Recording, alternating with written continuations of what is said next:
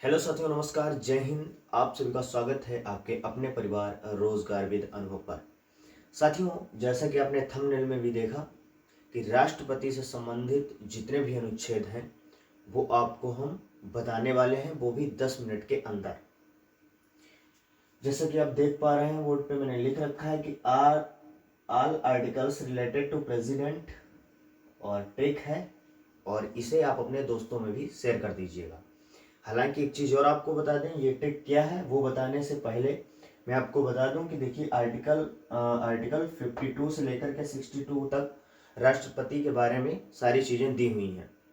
तो किस आर्टिकल में क्या दिया हुआ है राष्ट्रपति से संबंधित, वो हम एक ट्रिक के माध्यम से आपको बताएंगे और आप 2 मिनट में उसको याद कर लेंगे।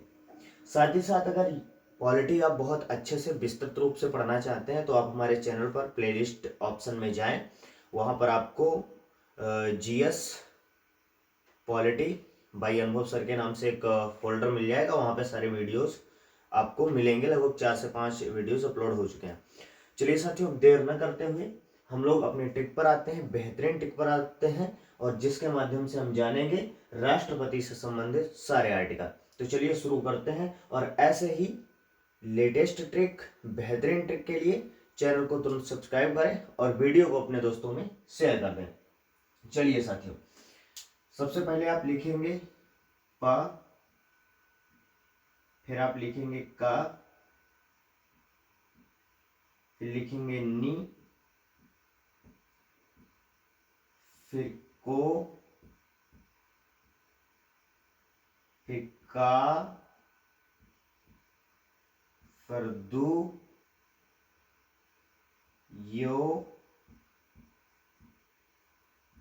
द, श, म।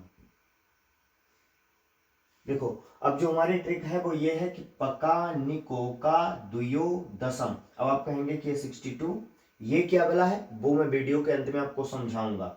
ठीक है। पा से मतलब ये है कि पद दिया गया है, लिखा है कि राष्ट्रपति का जो है वो पद होगा, और का मतलब है कार्यपालिका, कार्यपालिका प्रमुख। ठीक है। पा से पद दिया हुआ है, का से कार्यपालिका प्रमुख, नी से आपका होता है निर्वाचन, और को से होता है कोटा। ठीक है। फिर ये दूसरा जो का आया है इसका मतलब होगा कार्यकाल। अभी आपको समझाएंगे भी थोड़ा सा। ठीक है। कार्यकाल। दू का मतलब होता है दोबारा चुनाव, दोबारा चुनाव, यानी कि यहां पर बात होती है री इलेक्शन की। यो का मतलब होता है योग्यताएं, योग्यताएं, और यहां पर दी गई हैं दशाएं, दशाएं। यहां पर दी हुई है शपथ, और यहां पर दिया हुआ है महाभियोग, महाभियोग।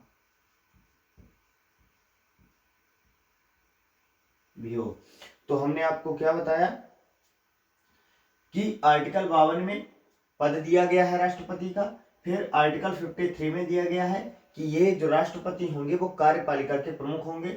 फिर आर्टिकल 54 में निर्वाचन जो होगा राष्ट्रपति का उसके बारे में दिया गया है। और आर्टिकल 55 कोटा, कोटा का मतलब यह है यहां पर निर्वाचन की रीति दी हुई है, यानी कि निर्वाचन रीति। ठीक है।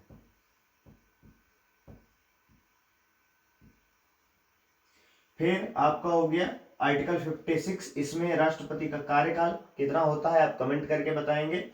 और 57 दोबारा चुनाव, यानी कि दोबारा चुनाव लड़ सकता है कोई भी व्यक्ति। अगर एक बार मान लीजिए अभी द्रौपदी मुर्मू जी हैं, अगर वो चाहें तो दोबारा उनको सांसद, जैसा कि आपको पता है, जैसे राष्ट्रपति के चुनाव लड़ने के लिए हमको 50 प्रस्तावक और 50 अनुमोदक की आवश्यकता होती है। तो अगर वो 100 सांसद फिर से कहें कि द्रौपदी मुर्मू को इलेक्शन लड़ना चाहिए, राष्ट्रपति पद के लिए, तो ये उसमें खड़ी हो सकती है, मतलब वो चुनाव लड़ सकती हैं।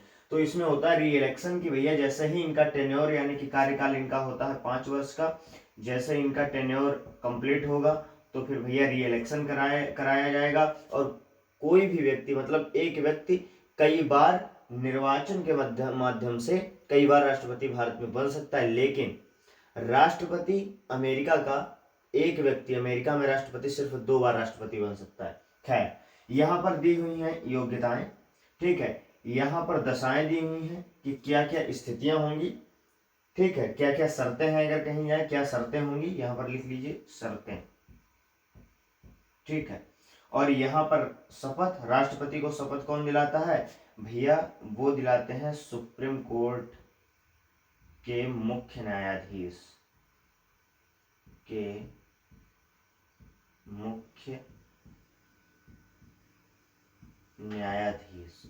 ठीक है, यानी कि CJI, ठीक है। महाभियोग भैया किसी भी सदन में लाया जा सकता है, ठीक है, आर्टिकल 61 के तहत।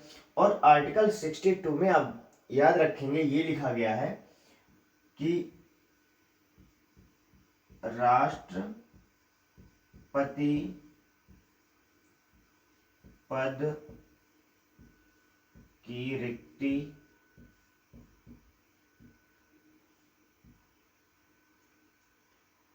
के 6 माह के अंदर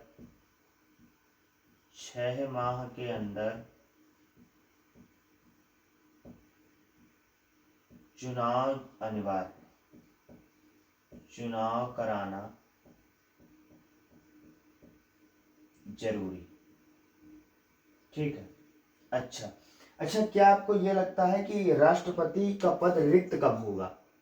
राष्ट्रपति का पद रिक्त होने की दशाएं क्या हैं, आप माइंड में डाल लेंगे कि या तो राष्ट्रपति त्याग पत्र दे दे, या फिर राष्ट्रपति किसी गंभीर बीमारी से जूझ रहा है और वो अपने कार्यों को संभालने में समर्थ नहीं है, तो फिर राष्ट्रपति की उस समय पद रिक्ति हो सकती है।